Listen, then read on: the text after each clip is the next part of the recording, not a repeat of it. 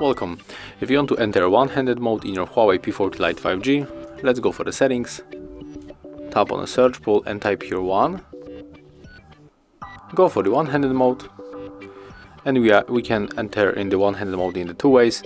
When we are using the 3K navigations, we can just simply swipe from the left or the right side, and when we are using the gestures, we have to make this kind of the gesture to enter it. So I'm going to show you the method, the second method with the navigation key. And as you can see, here we are in the one-handed mode. Right now we are able to reach a very part of the screen with one hand. And if you want to close this mode, just simply tap on the arena, like on the dark arena outside. Thank you guys for watching, leave thumbs ups, comments and subscribe to our channel.